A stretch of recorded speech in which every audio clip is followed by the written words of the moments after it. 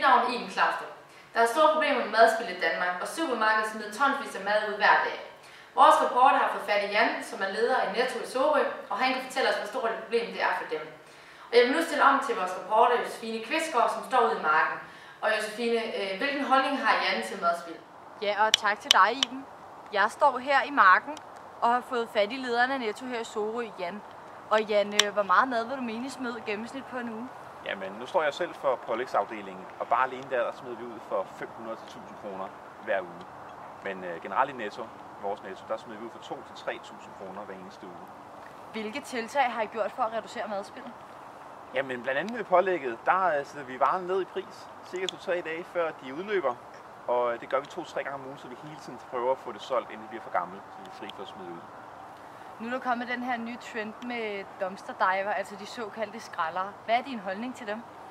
Jo, det er jo klart, at de skal selvfølgelig ikke forstyrre vores arbejde, så når de er i dagstimerne, det er selvfølgelig ikke hensigtsmæssigt. Men hvad de gør efter lukketid, det er jeg sådan set ligeglad med. Vil I have mere fokus på at reducere madspilden i fremtiden?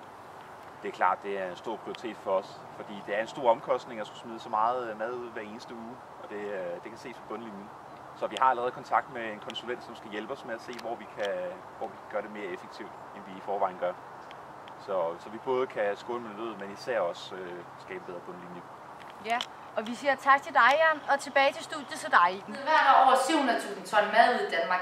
Det er så meget, som kunne brødføde de underernærede og dem, som sulter verden over. Ud af de 700.000 ton, der har detailhandlet samlet madspild på 163.000 ton årligt. Iben Klaustrup, breaking news, call me.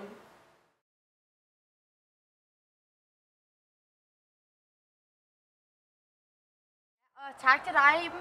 Jeg står her i marken med Jan, som er leder af en... Jeg skal ikke kigge på ham, fordi du filmer kun mig.